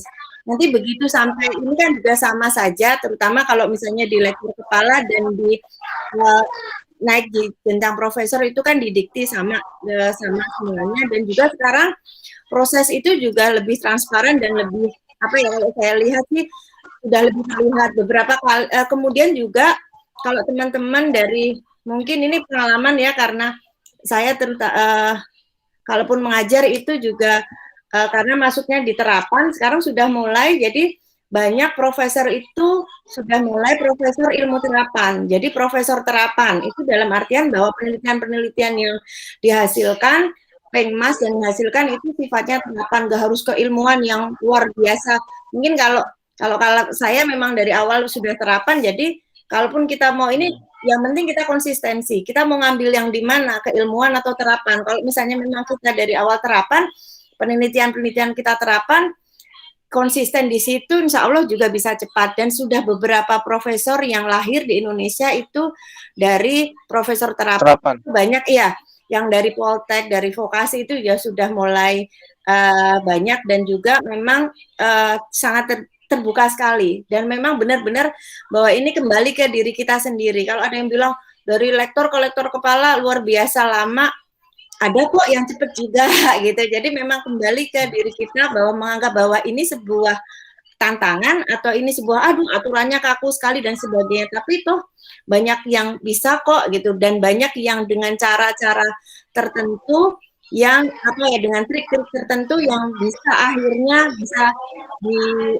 diselesaikan. Termasuk kalau di kami itu salah satu contohnya adalah di Fakultas Teknik, di mana waktu itu ada target bahwa sekian tahun kita harus menghasilkan profesor sebanyak minimal 50, dan itu benar-benar tercapai dengan cara memang kolaborasi yang luar biasa. Dan juga kalau tadi ini saya juga sampaikan bahwa memulai dari membuat jurnal sendiri, dari jurnal sendiri, terus kemudian mulai terakreditasi, terus naik, terus kemudian melakukan kegiatan seminar, conference, itu mulai dari conference nasional, conference internasional yang dibuat sendiri, dan itu ternyata akhirnya juga dilirik juga kok untuk kemudian bisa kita skopuskan juga gitu. Di kami itu awalnya juga sangat berat, kita mengadakan fakultas baru ya, membuat sebuah conference internasional. Rasanya kita dulu juga gedebrak-gedebruk, berat sekali, conference internasional, dan harus dilakukan setiap tahun, rutin. Tapi begitu sudah berjalan, ini sudah masuk tahun keempat, rasanya juga biasa-biasa saja, maksudnya, dan itu hitungannya kita langsung internasional. Kita kemarin juga berpikir, kita bikin conference nasional aja jarang, kita langsung membuatnya internasional. Pertama kali dilakukan di kampus, kedua mulai di luar kampus, pertama di kampus di Jakarta, kemudian di Bali, terus di Batam, di Manado.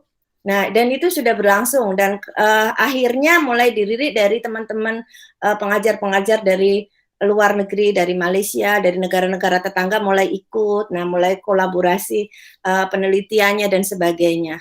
Dan memang pas awal ya hanya kita saja yang ikut. Tapi kita memang sudah dari awal, pokoknya ini conference internasional.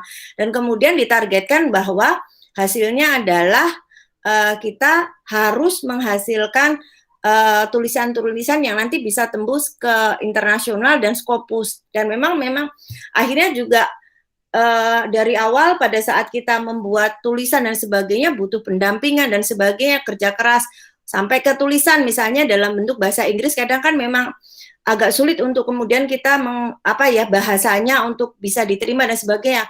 Yang penting tulisannya selesai dulu, penelitiannya selesai dulu, itu urusan nanti. Jadi begitu kita sudah siap mau masuk ke Scopus, kita minta ke orang lain, kalau perlu di dananya itu harus ada alokasi dana untuk mengalihkan dalam bahasa Inggris. Kita serahkan ke ahlinya, dan itu memang akhirnya juga berhasil di situ. Dan memang kita tahu bahwa misalnya Scopus itu satu tulisan bisa setahun dan sebagainya, tapi begitu kita mencoba untuk laksanakan, kita juga serius di situ, rasanya juga bukan hal yang bukan hal yang terlalu, ya memang berat, cuman bisa kok kita laksanakan gitu. Jadi mungkin itu hal yang sedikit sharing. Jadi di kita juga ini menjadi hal yang benar-benar rasanya kita dituntut banget ya harus Scopus ya, tapi memang bagaimanapun juga saat ini yang menjadi perhitungan adalah itu.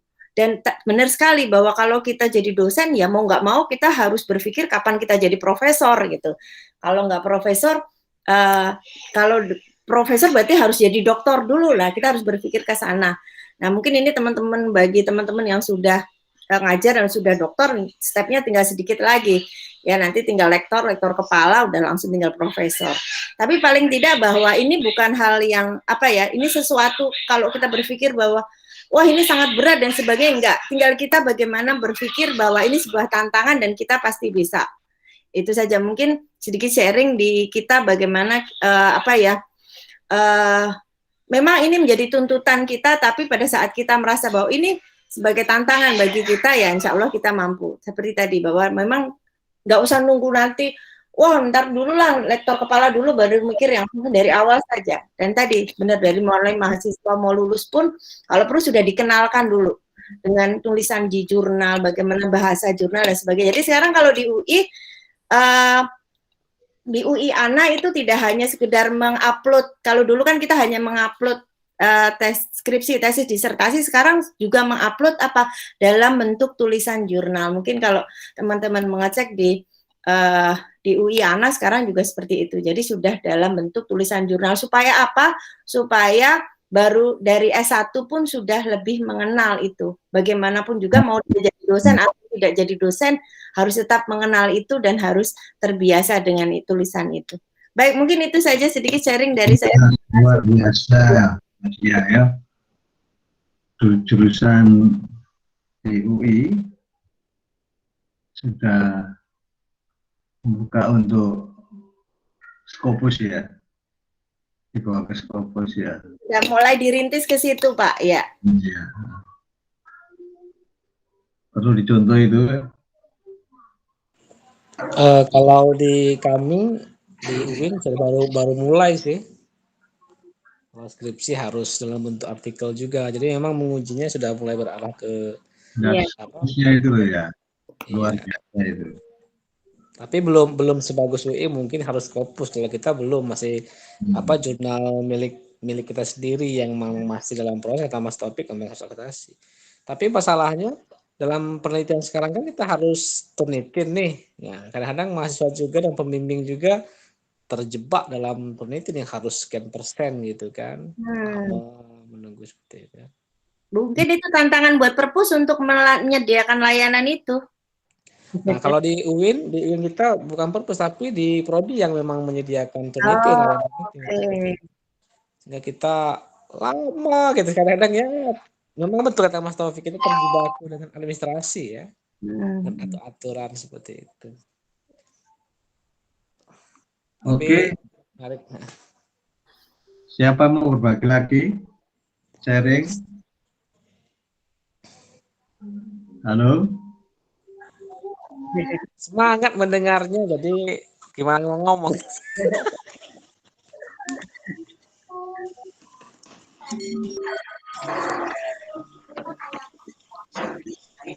Batu? Oh iya, saya ini mau nanya aja sih dikit. Boleh ya? Ini kan Pak Badu nanyanya ke siapa? Ke saya atau ke Pak Reza? Ke Pak Reza nih. Pak Reza, oke. Biar ngomong juga Pak Reza nih, jangan diam aja. Ya kan basic kita memang di S2 itu kan di perpustakaan. Tentu kan jati diri kita di UI yang sudah dibangun sebagai insan perpus lah seperti itu. Tapi tentu kan ada nilai-nilai yang memang kita bisa usahakan atau upayakan bagaimana tadi Blue Ocean itu bisa masuk juga ke dunia perpustakaan. Karena memang menurut pengalaman saya ya, perpustakaan perusahaan di perguruan tinggi, apalagi yang swasta dalam konteks petekis ya, perguruan tinggi keagamaan Islam itu memang sangat mengkhawatirkan. Jadi boro-boro masuk ke dunia Blue Ocean ya, perpustakaan itu, dia terjebak pada hal-hal yang sifatnya rutinitas aja seperti itu. Jadi tidak memberi alternatif atau tawaran-tawaran bagaimana perpustakaan itu bisa berperan. saya pernah juga menghadiri seminar-seminar, workshop bagaimana peran perpustakaan itu memang sangat strategis ya. Bahkan disebutnya jantung perguruan tinggi, tetapi kan realitasnya jantungnya udah pada mati. Karena memang tadi perpustakaan tidak mampu memberikan tawaran-tawaran bagaimana ya dunia pendidikan itu bisa berkualitas. Ya, ini PR kita bersama mungkin ya, juga sebagai dosen juga bagaimana bisa menghidupkan atau peran perpustakaan itu bisa optimal lah seperti itu. Kira-kira apa yang bisa diupayakan ya dalam konteks sekarang, apalagi dalam konteks pandemi seperti ini, perpustakaan bisa memberi layanan yang lebih, yang berkualitas, yang tentunya pun itu bisa mendukung kualitas-kualitas mahasiswa atau kualitas anak didik yang kita didik itu ya menjadi ya memang tadi bisa berguna atau bermanfaat. Itu peran perpustakaan, saya melihatnya bagaimana peran perpustakaannya itu. Ya, makanya memang ya kalau memang UI, dalam konteks UI ya memang levelnya itu juga udah ini ya, karena kan dia juga bisa menampilkan distingsi perpustakaan UI-nya memang keren lah. Tapi dalam konteks kampus-kampus swasta yang banyak saya juga kunjungi, ternyata memang realitasnya sepertinya ya tadi terjebak, kemudian juga tidak mampu bagaimana memainkan peran perpustakaan lebih penting lagi, lebih urgen lagi untuk pengembangan kampusnya. Itu mungkin juga ada teman-teman seperti di UIN Jakarta, Pak Ajwar ya, bagaimana dia melakukan peran-peran perpustakaan atau di ilmu perpustakaan sehingga tadi bisa tampil dalam konteks tadi di Blue Ocean itu. Saya kira itu ya mungkin ada tanggapan atau juga sharing atau yang memang sudah diupayakan oleh teman-teman yang lain di kampus-kampus, yang itu juga nanti sebagai pengalaman bagi saya bisa diimplementasikan di kampus saya. Oke, mungkin itu Pak Sohib ya.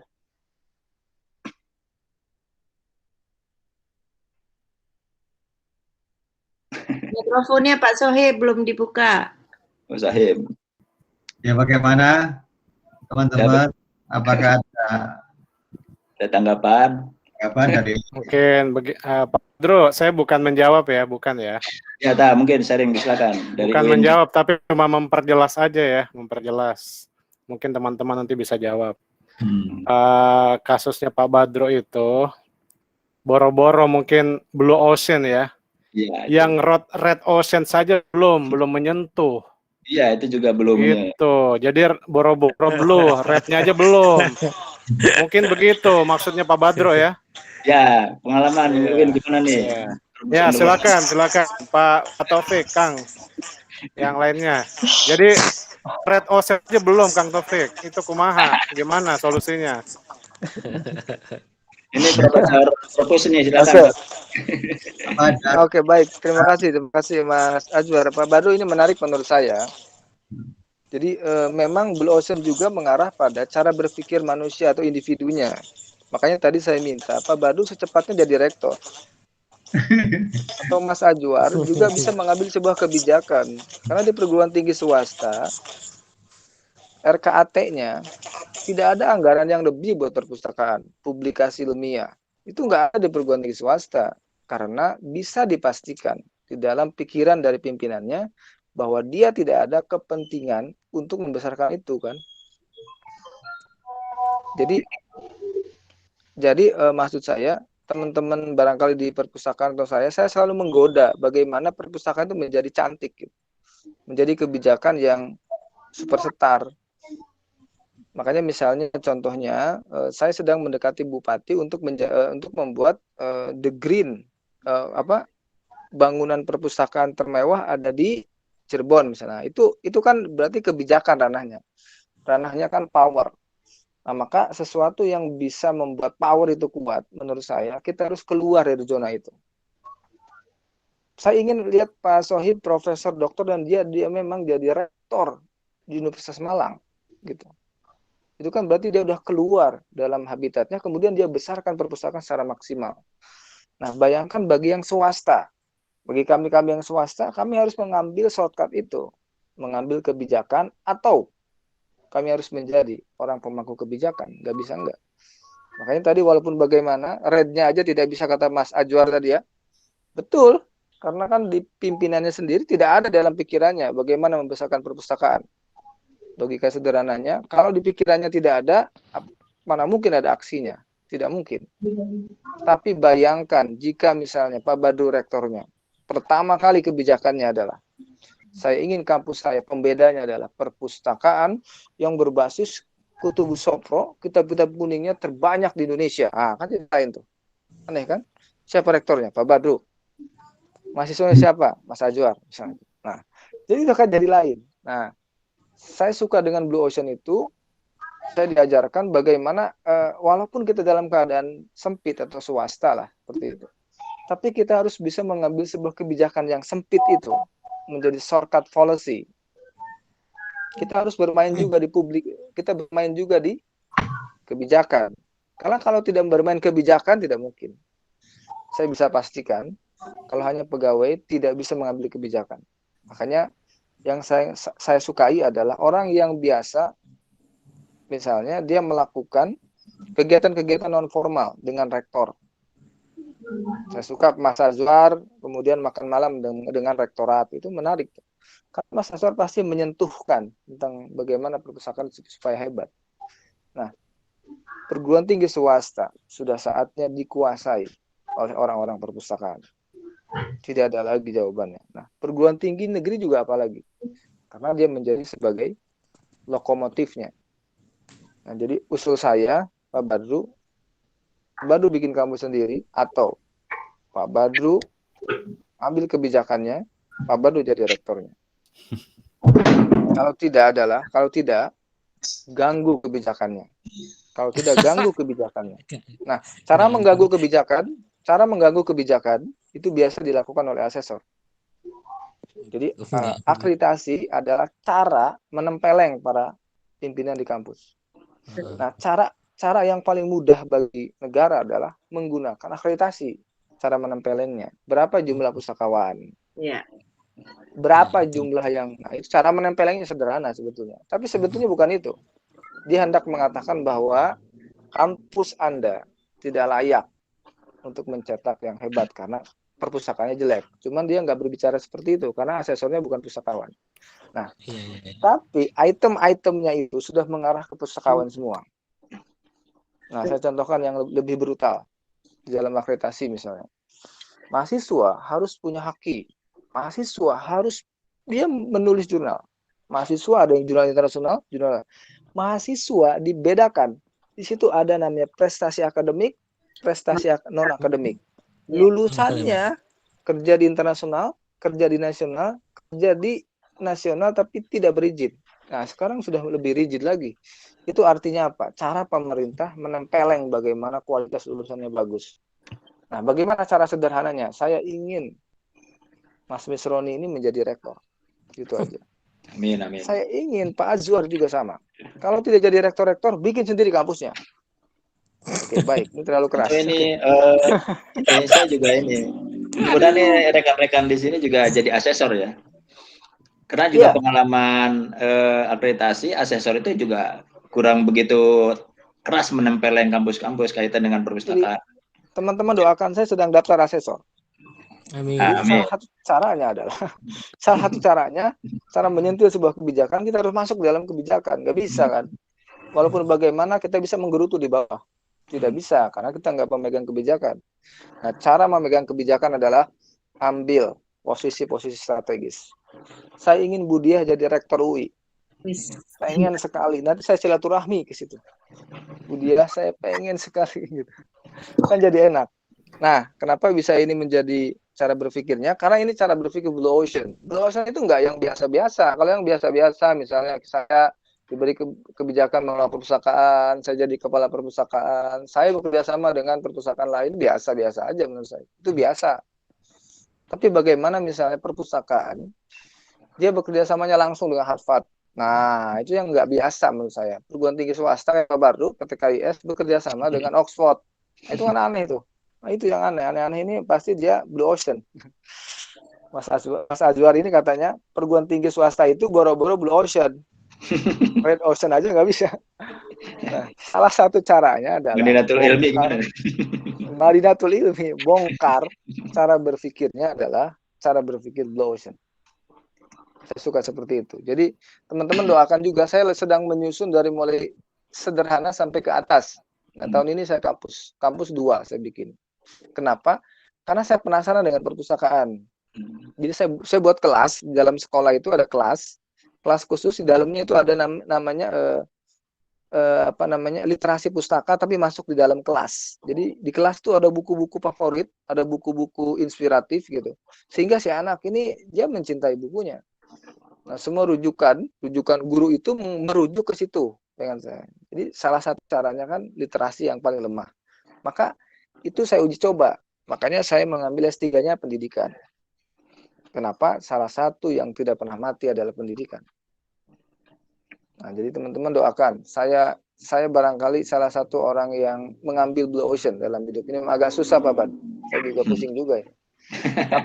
Tapi saya yakin dan percaya jika Blue Ocean itu ada, maka semua teman-teman ini pasti semuanya bahagia karena kita berada pada jalur yang biru.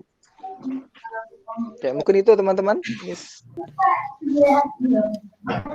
Menarik sekali yo waktunya.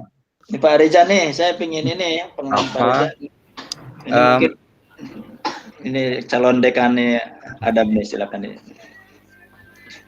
Kalau untuk pertanyaan tadi ya tentang perpustakaan itu mungkin lebih banyak yang mengerti gitu kan karena ada banyak senior di sini pustakawan khususnya Pak Joko di sini.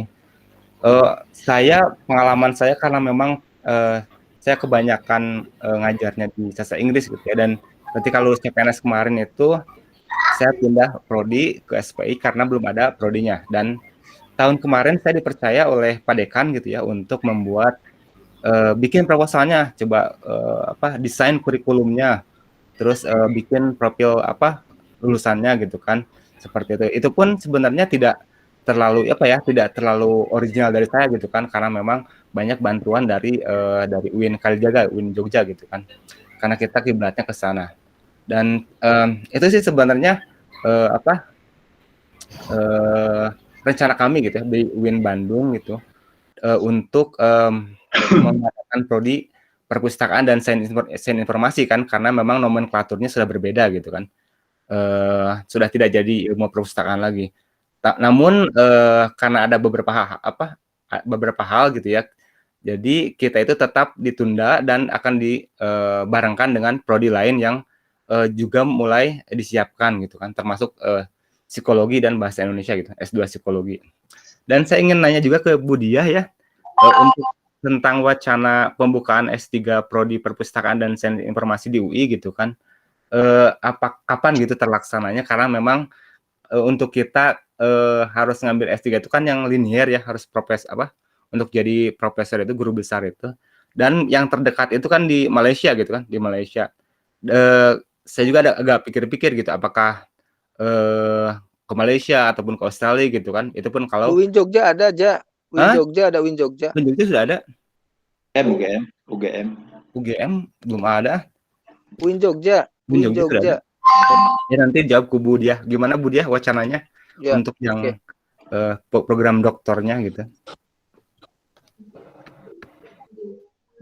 Oke, izin menjawab ya Pak Sohib. Iya, monggo Bu.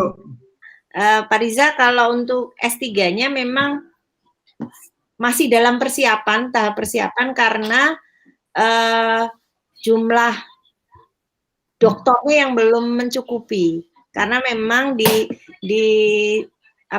Departemen Ilmu Perpustakaan itu di DIPI itu yang pensiun kan berbarengan banyak sekali. Nah, kemarin itu masih menunggu selesai. Ini kan yang baru selesai itu baru Bu Luki, Bu Nina, dan Bu Ati. Nah, mudah-mudahan dalam waktu dekat ini. Yang masih belum selesai masih Pak Prabu dan Pak siapa itu masih belum selesai S3-nya. Mungkin kalau memang dari jumlah sudah mencukupi, mungkin akan segera dibuka. Tapi memang masih berproses sih Pak. Okay. Ya, jadi memang ya lumayan lama. Yang baru di tahun akademik ini, yang baru dibuka itu kalau di UI baru yang tahun ini, yang tahun nanti tahun akademik 2021-2022 ini masih prodi S1 yang tambah 9, tapi yang S2 dan S3-nya belum bertambah lagi. Mungkin masalahnya juga karena terus pandemi dan sebagainya, mungkin jadi agak mundur lagi. Tapi kalau sepengetahuan saya sih persiapan sudah dilaksanakan terus. Tapi untuk kemudian proposal dan sebagainya juga sudah diajukan terus. Memang lumayan lama sih Pak pengajuan untuk sebuah prodi itu kan. Jadi kadang misalnya sudah sampai di akreditasi minimal sudah keluar, masih menunggu lagi sampai SK rektornya selesai dan baru kemudian proses. Nanti juga lumayan lama, bisa jadi bisa 1-2 tahun. Itu sudah cepat. Biasanya di UI memang lumayan pembukaan sebuah prodi atau pecah prodi itu juga karena prosesnya juga di intern sendiri juga lumayan lama. Mungkin itu jawaban dari ya, semester ini belum. Iya, Riza. Jadi karena UI kan sudah PTNBH gitu ya, jadi kan ada otonomi khusus gitu ketika membuka prodi gitu. Ternyata lama juga ya Bu ya? Iya, karena tetap jadi tripartit ya, terutama kalau misalnya jadi gini, pada saat kita mengajukan pembukaan prodi itu dari segi kurikulumnya dibahas dulu di tripartit, terus kemudian setelah di ACC tripartit, baru kemudian di warek semua, baru kemudian di BLLH. Nah, setelah itu baru kita kemudian ajukan dulu akreditasi minimal keluar dari BAN PT, baru kemudian melaju lagi ke rektor. Ini pengalaman kemarin kita prodi dari D3 naik ke D4 itu lebih dari 2 tahun juga Pak. Dan baru bahkan kemarin sebenarnya sudah, tapi diundur lagi baru tahun ini. Saya di 2021, di 2022 ini baru kemudian bisa buka D4-nya. Itu juga prosesnya lumayan panjang, bahkan tidak yang di internnya itu juga yang lumayan lama juga, karena itu tadi bahwa dari tripartit terus kemudian di Senat UI juga dibahas lagi, dan itu juga lumayan prosesnya juga lumayan lama, butuh kesabaran juga. Kita juga kemarin ini baru SK-nya baru turun dan baru bisa dibuka di semester depan ini, baru bisa buka. Itu juga prosesnya juga lumayan panjang dan melelahkan. Sebenarnya tidak hanya di BAN PT-nya sendiri, tapi juga di internalnya. Tapi sekarang kan sudah lebih mudah. Mungkin tadi yang Pak menyambung dengan Pak Taufik bahwa sekarang prodi itu pada saat prodi sudah akreditasinya A, bisa akreditasi lagi 25 tahun ke depan, sepanjang tidak ada tuntutan dari pengguna. Jadi tidak ada tuntutan, ya sudah 25 tahun. Jadi kalau sudah A udah aman. Nah, mungkin itu juga jadi hal yang menarik, paling tidak menjadi hal yang lebih memudahkan. Tapi pada saat akreditasi tadi seperti yang disampaikan Pak Taufik bahwa sekarang ada 9 standar, kalau yang dulu 7, sekarang 9, dari 2 tambahan 2 itu benar-benar kegiatan mahasiswa yang dinilai sangat banyak, dan terutama tadi juga perpus itu menjadi hal yang penilaian yang luar biasa, termasuk jumlah pustakawannya, lulusan S2 atau S1 diminta juga sampai ke ijazahnya, terus kemudian buku itu tidak sekedar jumlah koleksi untuk secara keseluruhan, tapi jumlah koleksi khusus di prodi tersebut. Jadi yang diakreditasi prodi apa, koleksinya berapa, jurnalnya berapa, majalah ilmiah yang dilanggan apa, itu diminta. Sebenarnya itu tadi sebenarnya sudah tamparan sekali untuk sebuah perpus, dia benar-benar bisa tidak kecuali menyampaikan itu. Bayangkan kalau di tempat Bapak dan Ibu ada 12 prodi atau 15 prodi, berarti jumlah bukunya, jumlah jurnalnya, majalah ilmiahnya harus benar-benar memenuhi, dan itu hitungan poin sendiri. dan hitungannya begitu nilainya misalnya dari jumlah yang ditentukan berapa itu tidak memenuhi ya, itu nilainya nilai kuantitatif untuk hitungan akreditasi per prodi, dan hitungannya itu per prodi bukan sekedar per fakultas atau universitas koleksinya, dan biasanya asesor yang teliti akan benar-benar langsung mengecek, minta kalau misalnya perpustakaannya sudah online, dia langsung minta dibukakan untuk bisa mengecek benar-benar koleksinya berapa. Nah, itu sebenarnya perlu menjadi hal yang menjadi dorongan untuk teman-teman yang di perpustakaan perguruan tinggi bahwa ini loh, kalau kamu nggak hati-hati, ini masuk di hitungan pada saat akreditasi. Pada saat akreditasi itu poin itu yang dihitung, jumlah, bukan sekedar jumlah tenaga kependidikan, tapi di situ jelas pustakawan. Terus kemudian jumlah bukunya, buku referensi berapa, itu benar-benar hitungan. Begitu itu kurang, ya nilainya langsung berkurang anjlok. Mungkin itu sedikit tambahan. Oke. Ya, teman-teman, berhubung waktunya sudah setengah 10 ini ya. Kita akhiri dulu ya, sampai sini dulu. Mungkin bulan depan akan ditambahi lagi waktunya. Ya, saya kira cukup dulu ya. Teman-teman, ya. Tutup aja Pak Said. Sip. Doanya. Oke. Mari kita dulu dengan doa bersama. Ya. Pak Aswar, doa Pak Aswar. Halo. Pak Badro aja, Pak Badro, Ustadz ya. Ustadz Badru, Pak Badro aja, Pak Badro, Ustadz. Napudin ini dari ini. Ustadz Napudin, dipersilakan. Oh, baiklah. Baiklah rekan-rekan. Ya, ayo. Assalamualaikum warahmatullahi wabarakatuh. Waalaikumsalam. Kita menutup acara ini, mari kita berdoa bersama-sama. Bismillahirrahmanirrahim. Astagfirullahaladzim, astagfirullahaladzim, astagfirullahaladzim. Alhamdulillahirrahmanirrahim. Hamdan syakirin hamdan naimin hamdan yuafi ni'amahu wa yukafi mazidah. Ya Rabbana lakal hamdu kama yang bagi di jalal wajhal karim majid sultani. Allahumma shalli ala sayyidina Muhammad wa ala ali sayyidina Muhammad. Amin. Hari ini terima kasih kita sudah mendengarkan suatu hal yang pengetahuan, menambah pengetahuan kita, semoga berkah, yang menyampaikan mendapatkan amal jariah dan tak terputus, dan bagi kita teman-teman yang mendengarkan mendapat pengetahuan, mendapat pencerahan, semoga bermanfaat dalam kehidupan kita ke depannya. Demikian saja. Wabillahi taufiq wal hidayah. Wassalamualaikum warahmatullahi wabarakatuh. Waalaikumsalam warahmatullahi wabarakatuh. Terima kasih Pak. Ya. Terima kasih Pak Taufik. Terima kasih Bu. Terima kasih Kang Taufik. Terima kasih semua. Kang Badro, semuanya. Izin lab ya. Iya Pak Joko. Iya. Nah, ikut nyimak. Pak Badro. Iya. Kesimpulannya Pak Badro jadi rektor. Biar